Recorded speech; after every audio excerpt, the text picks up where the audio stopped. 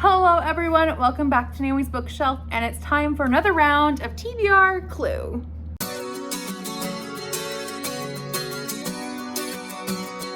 So if this is your first time here, this is my way of picking books for my monthly TBR.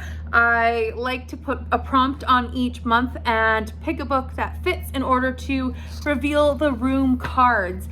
It's very simple. I do have a playlist so you can check it out for all of the rules. The rules were slightly changed partway through, but it's pretty simple, and I will be showing you how I did last month to reveal if I have a punishment or not for August. So for the haul, I had to read a book that had the wrong season, so not summer. And for that one, I chose The Bluebird and the Sparrow by Jeanette Oke. This one is very strong in the winter and fall feels for me. It's a reread, and I really enjoyed it. And I was correct in that it's very, very heavy in the winter feels especially. In the lounge, we had to find a book that had a one-word title, and for that one, I chose Starfish by Lisa Phipps, and I really enjoyed it. In the dining room, we had to do a booktube buy. So a book I purchased because of booktube, and I actually purchased the audiobook to Jane Austen at Home by Lucy Worsley, and I am halfway through this book, but I will finish this book as I am buddy reading this one. So I am counting this one as complete, and I'm also counting this one as a buy as I purchased the audiobook. In the kitchen, we had Mrs. White, and for this one, I chose to go with the fact that she's Scottish. And in the Tea Dragon Society by Katie O'Neill, one of the characters sounded Scottish, at least based on the words he chose to use, being I and other words. So I'm going with that. The ballroom was fun because I had to do a random page and then a random line, then a random word. It was a complicated one. And then I ended up going with the word upon based on those random things. And I ended up using the book for this that I ended up trying to get the word out of, being A Will to Kill, as the word was upon, and it's also used in terms of an attacker is coming in upon you. So I read that one. In the conservatory, we had a country that I would like to visit one day, which I chose Mansfield Park for, and I definitely read. In the billiards room, we had a series which I chose to continue in the Magic Treehouse series, which was Vacation Under the Volcano, and this is 13 in the Magic Trio series by Mary Pope Osborne. For the library, it is Out of Comfort Zone, and for that, I read a short story collection, which is The Beautiful Cassandra, not this edition as this is much too big, but I did read a little short story collection with some short stories from this. Milena, who sent me the contents of a short story collection of The Beautiful Cassandra, helps me out in reading those specific stories. So finally, we had The Study, and for this prompt, we actually had The Study, being a book that's something relating to that room. And I chose Finding My Talk, How 14 Women Survived the Residential Schools. And I believe that's the title. And that one is by Agnes Grant. This one was a collection of essays essentially, and I really enjoyed it and definitely feel appropriate for studying in schools. So my official guess is Professor Plum with the Rope in the Kitchen. And I think this is like the third or fourth time we've seen Professor Plum be it. I'd have to go back and look at records, but I think that's ridiculous. Anyways, Professor Plum with the Rope in the Kitchen. Let's do the reveal. Here it is, the rope. The next one, Plum, and the kitchen. So no punishment. We're gonna move on to next month.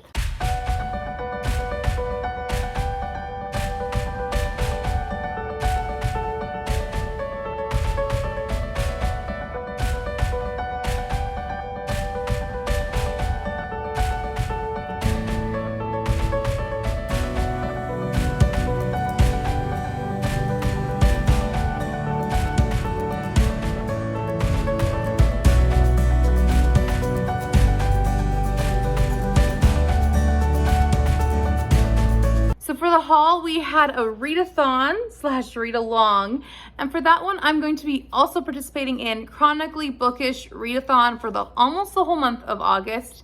It will be one that's focused on chronic illness or neurodiverse readathon, so I'm very excited to participate in that. I have a very dedicated TBR for that one, along with the Olympics readathon.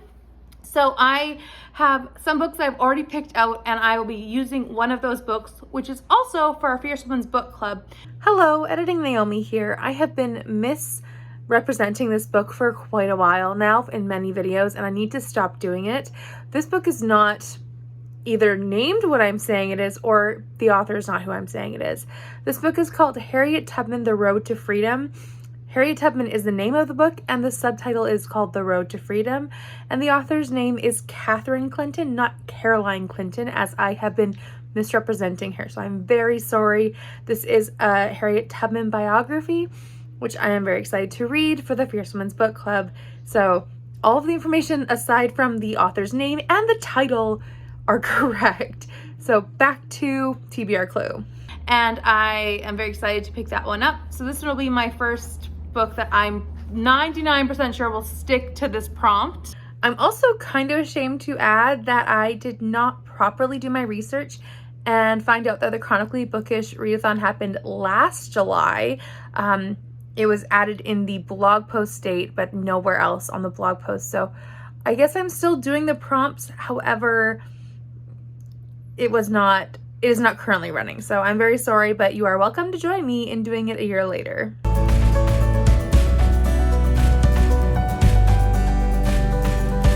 So for the lounge, we have to read a book that has a 3-word title, if I can hold that up. And that one I have chosen to go with another readathon book, which is Love and Olives by Jenna Evans Welch. This is her 3rd book. I don't know if this is part of the same series. It sounds like it is based on the title, but I really enjoyed the first 2 books that she has written, and I'm excited to pick up the next one. This is significantly bigger though than the other 2, but I'm hoping it'll be good. And I'm sure I can find another book to replace this one anyways. But this one is for the Greek prompt of the Olympics-a-thon, and from what I understand, it's about a girl who's trying to connect with her father. So it'll be interesting. It's YA. I'm hoping it'll be fun to fly through, and I really do enjoy Jenna Evan Welch's writing style, so it'll be good.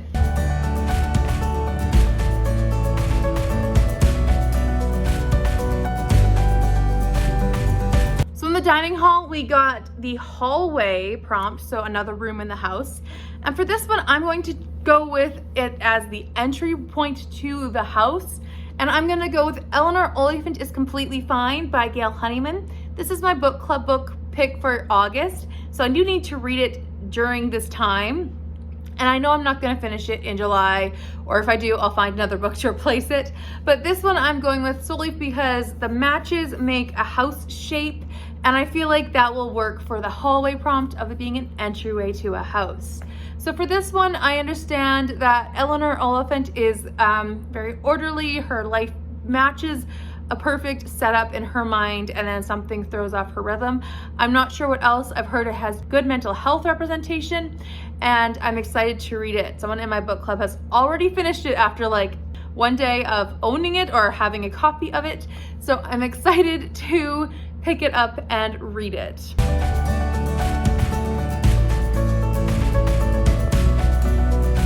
The next one was a reread for the kitchen, and for that one, I'm going with an Agatha Christie, which is And Then There Were None. I am not feeling Agatha Christie right now, which is so weird. If you are a regular viewer of my channel, you know I read a lot of Agatha Christie, but I don't binge her work because I love to savor her work.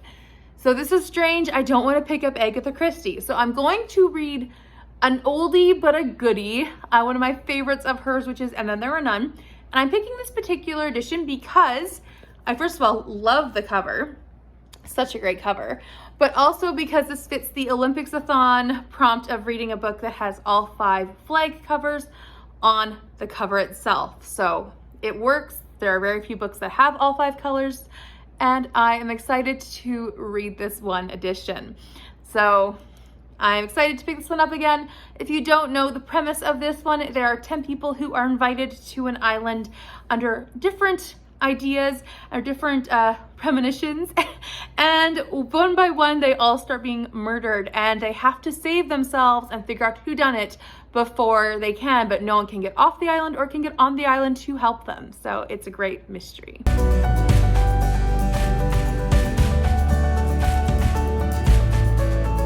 So for the Ballroom, I had to find a book with an animal in the title or as a main character. And for that one, I am going with one of my buddy reads, which I'm actually reading for Kate Howe's Summer Book Club, and that's The Window at the White Cat, and I'm reading this with Seth Kevy, so I am excited to pick up my first Mary Reinhardt ever. I'm very stoked for this. Kevy has made this like as good as Agatha Christie in my mind, so Mary Reinhardt better not disappoint. I'm just gotta say it. So I'm very excited to try a Mary Reinhardt and pick up this one by ebook. Kevy and I will also buddy read her other book called The Album together, but I didn't manage to get it on this TBR. It's okay, but we'll be reading The Album. I also don't know what either of those two are about. I just know they're mysteries from Golden Age author, and I'm excited.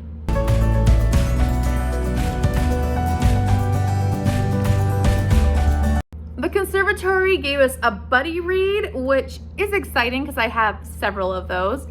And I'm going to be reading The Night Circus by Erin Morgenstern. This one I am buddy reading with Mrs. Moody reader Antonisha Lachey, and I are reading this one, our first buddy read together. I know she reads several books in buddy read format, as do I, but this is our first one together. And this one I have started before. It actually looks smaller than I remembered it being, but maybe I'm just more comfortable with big books now. From what I remember, this one is about two magicians, and they have two proteges who are kind of falling in love. One has a protege who's a woman or a young teenager, and the other one has a male or a man or a young teenage boy. I'm not exactly sure if I remember too much, but it's a competition and it sounds like it's fun. I'm hoping it is great. I do remember I got to a pretty good chunk of the way through, maybe a third. I'm gonna restart though, and I'm gonna hopefully fly through it. So this will be good. This will also be my Buzzword-a-thon book for August. So hopefully it'll be an awesome book.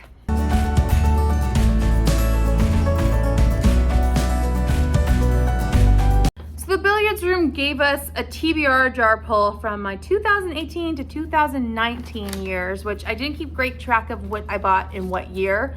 So we are going to do a TBR jar pull, and this could be interesting because The Night Circus was bought during those years, and if it gets pulled, I'll be picking another book for buddy read, which wouldn't be too bad. So let's find one. They're not folded, but that's okay.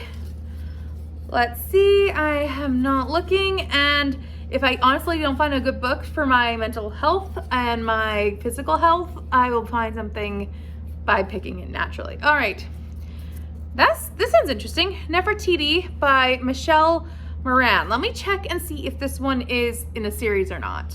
So this is the book. It is not in a series, which I mean isn't the worst thing in the world, but it is also interesting because I own a couple more books by this author that I got at the same time, and I am interested in reading her work, as these are, or she has written several books about ancient Egypt. So Nefertiti is a book about, obviously Nefertiti, but about the time that ancient Egypt, I believe, switched religions. And I think it actually chronicles how she was raised and how they tried to change the religion. So I have learned more about ancient Egypt and how that happened, and I'm very interested to learn a fictionalized version of it. So this is actually a really great pull for me. I'm very, very interested in this. So yeah, the only problem is it's like 480 pages, but that's okay. If it's a really good book, I will fly through it, and that should be no problem. So here's hoping it's worth all of those pages.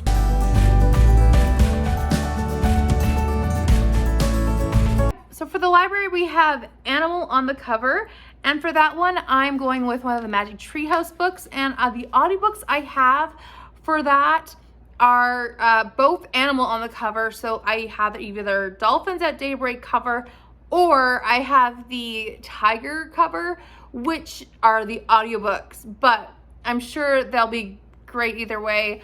I have only a couple left to listen to in the Dolphins at Daybreak one, and then I'll be on to the Tigers ones, and I will get one of those in August, at least the Tiger one, so we'll be fine. I don't know much more about the series. I just am excited to keep listening and keep learning as the series progresses, and I will let you know in my wrap up what each individual book is about.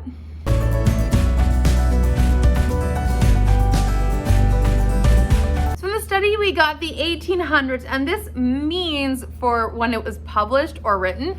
And I'm going to tweak it because honestly, as much as this pains me to say, I am classics out. Like, I don't know how else to say, but I am done reading classics. I don't want to touch a classic with a 10-foot pole. And I know that anyone who is familiar with my channel is like, wait, Naomi reads classics. You're right, I do. And I am so confused why I just want to read all the modern work. I don't want to read anything that's like over 20 years old. Even though I'm reading an Agatha Christie, it is a reread, and I'm reading Mary Reinhardt, I'm like, they better be good. Because if they're not, I feel like I am just so burnt out. I don't even know when that happened. So I need to pick up something that is tweaking the rules, but they're my rules. And so it's set in the 1800s. It was co-written in the 1800s, and we're making it work. And you may ask, how can something be co-written in the 1800s? And that's if something was changed after the 1800s, like Pride and Prejudice and Zombies, right?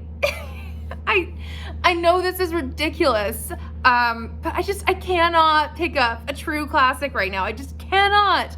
I might change my mind throughout the month. I might, but I highly doubt it. I really, truly doubt it. So here we go. I do need to read this for the BookTube spin. I can also forget it if I just am like not feeling it, because the BookTube spin is not law, but I do really want to read it for that. So, Pride and Prejudice and Zombies. This was co-written by Jane Austen and Seth Grahame-Smith. I'm counting it as my rules, my game. Whenever someone says that, I laugh, but it's true. So this is my 1800s book. Anyways, I am excited to read this again. It is a reread for me, and I am excited to pick it up and laugh at all the jokes again and laugh at the dry, very dark humor. I'm not a zombies person, but this was great. The first time I read it, I just could not stop laughing at it. So yes, very exciting for me to pick it up again. Can't believe I am putting this in 1800s, but it is. It's going in there. I do have one book club book that I do need to read for my in real life book club. This is From the Ashes by Jesse Thistle. This one is by an Aboriginal author who is talking about his life story, I think, of being homeless and dealing with drug addiction or coming up from the streets. And it's a very powerful memoir. I'm sure it's going to be heart-wrenching, but it's going to be one of the books I read next for my book club. And then I also have another book club book, which is Jewel of the Nile by Tessa Afshar, which I'm very excited to read. If I don't get to in July, it'll be in August for sure, as I think the live stream or the Instagram group meeting will be in August. And this one is very exciting to me, as it is about one of the characters who was in The Thief of Corinth, as well as in Daughter of Rome. So I'm very excited to read this one. This one, I believe, follows in New Testament times a woman from Cush, and that sounds very interesting to me, as I don't know much about that. So biblical fiction, which will be great. And aside from that, I am just planning on taking it easy, aside from the 2 readathons, which don't take all month long. I feel like I forgot something, but at the same time, I don't remember. So I might put anything on the screen here, or any pictures up. So if I do that, you'll see if I'm forgetting a book, a buddy read, or whatever it is, you'll see it here. And if not, I remembered it all. Anyways, please let me know down in the comments what you're reading in the month of August, and if you are having a fun summertime. I hope that you're doing well. Please like this video if you enjoyed it, and subscribe if you are new here, and I'll see you next time in another video. Bye for now.